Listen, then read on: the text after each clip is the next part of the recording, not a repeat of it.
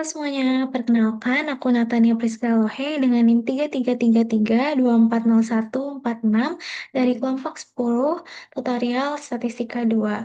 Jadi pada kesempatan kali ini aku akan membahas mengenai tugas mingguan modul kedua Tutorial Statistika 2 yaitu mengenai uji hipotesis.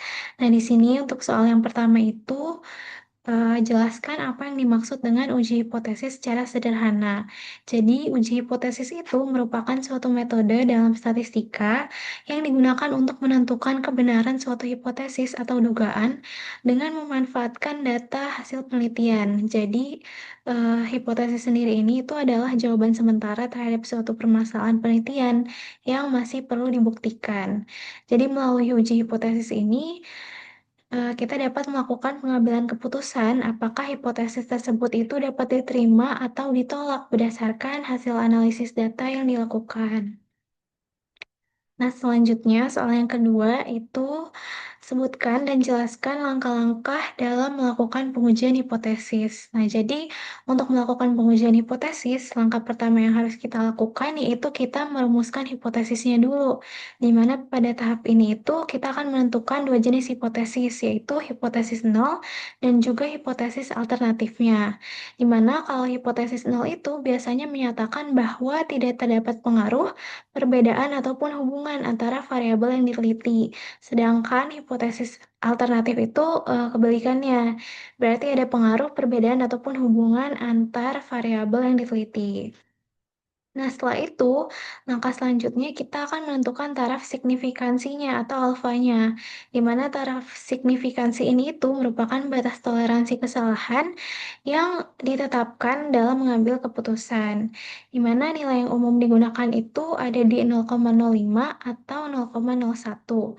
Nah, menentukan taraf signifikansi ini itu penting karena ini akan mempengaruhi batas kritis dalam pengujian. Semakin kecil nilai alfanya, maka semakin ketat juga kriteria dalam menolak hipotesis nolnya. Jadi, memungkinkan kesalahan dalam pengambilan keputusan itu jadi lebih kecil. Nah, selanjutnya langkah yang ketiga itu menentukan jenis uji statistik yang akan digunakan.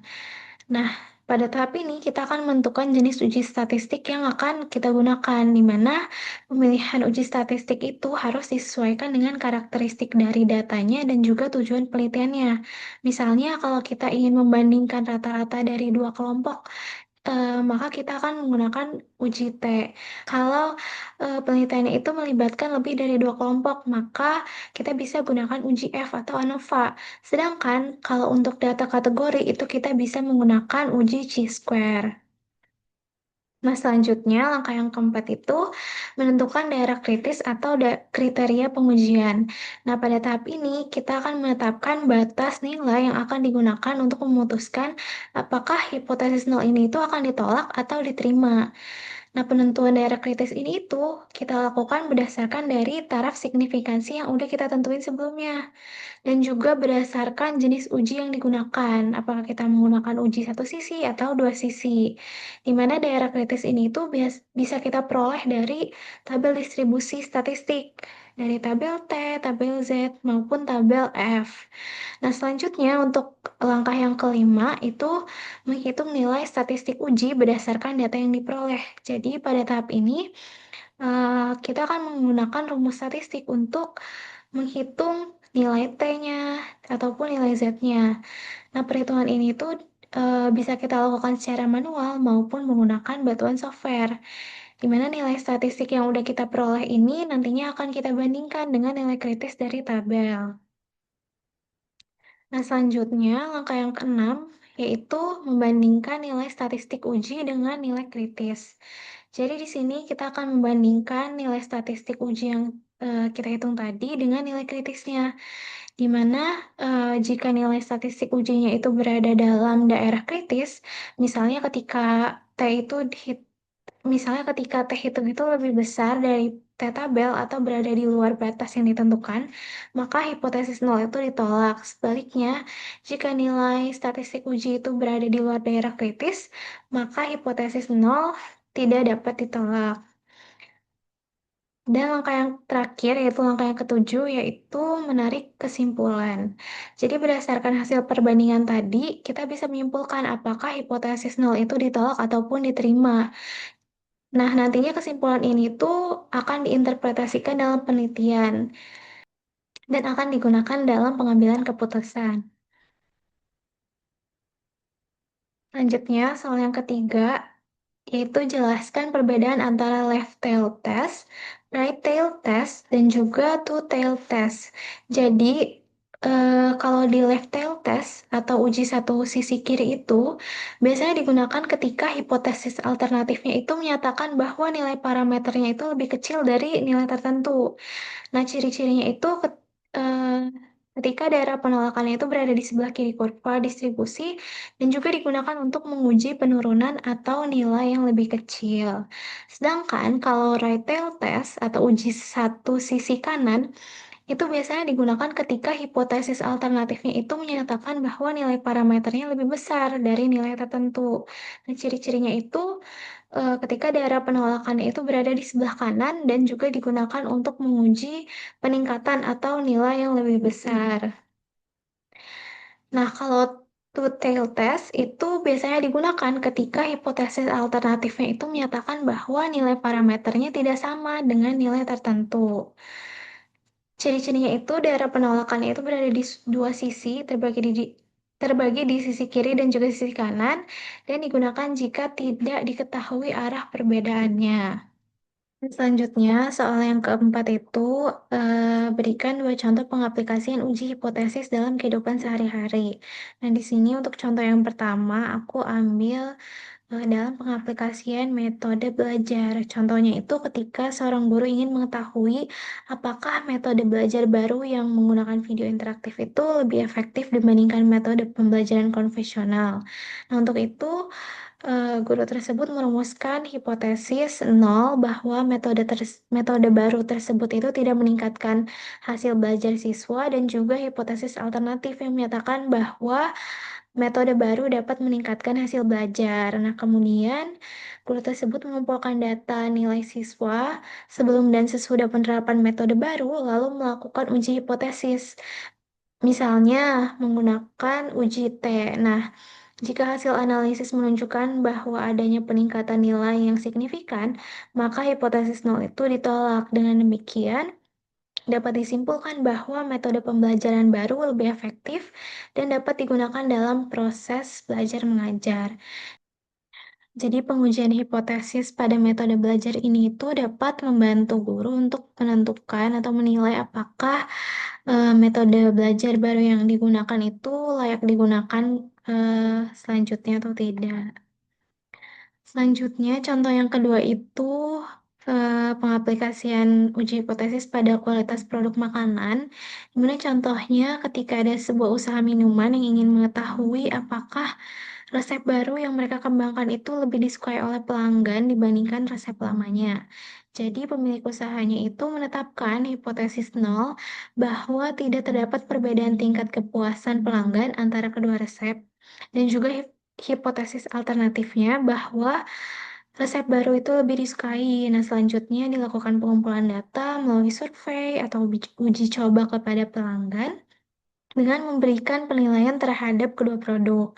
Nah, data tersebut kemudian dianalisis menggunakan uji hipotesis, di mana jika hasil menunjukkan perbedaan yang signifikan dan pelanggan cenderung lebih menyukai resep baru, maka hipotesis nol ditolak. Jadi kesimpulannya resep baru terbukti lebih baik dan dapat dijadikan produk utama untuk meningkatkan kepuasan pelanggan.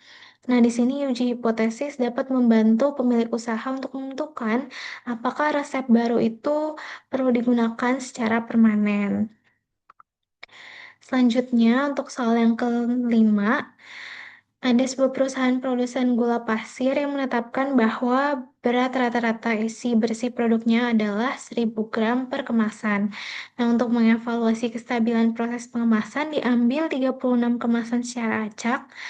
Nah, dari hasil penimbangan itu diperoleh rata-rata berat sampelnya itu 1020 gram. Diketahui bahwa standar deviasi populasi sebesar 60 gram dengan tingkat signifikansi 5%. Di sini kita diminta untuk menguji apakah berat rata-rata kemasan gula pasir tersebut berbeda dari standar perusahaan. Nah, kita akan menggunakan software RStudio untuk menyelesaikan soal yang ke-5 ini. Nah, di sini untuk software RStudio, pertama-tama kita akan menentukan hipotesisnya dulu. Nah, untuk hipotesis nolnya itu, mu sama dengan 1000, di mana artinya produk kopi bubuk memiliki berat rata-rata 1000 gram.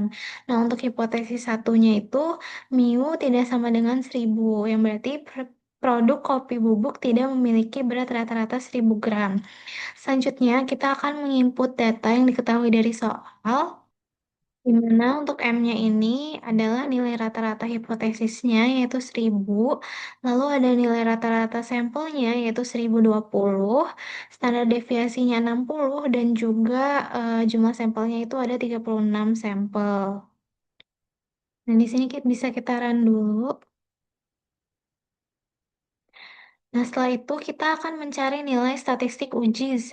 Di sini untuk Z-nya itu rumusnya adalah X bar dikurangin dengan rata-rata nilai rata-rata hipotesisnya dibagi dengan standar deviasi dibagi akar kuadrat dari jumlah sampelnya. Lalu kita print Z-nya. Di sini kita run. Nah, langkah selanjutnya itu kita akan mencari nilai kritisnya, di mana kita akan menginput nilai alfanya dulu yaitu 0,05, lalu kita akan mencari Z half alfanya. Di sini kita mencari Z half alfa karena eh, untuk soal yang kelima ini merupakan uji dua sisi atau two-tailed test, jadi alfanya itu dibagi dua untuk sisi kanan dan sisi kiri. Untuk sisi kanan dan sisi kirinya.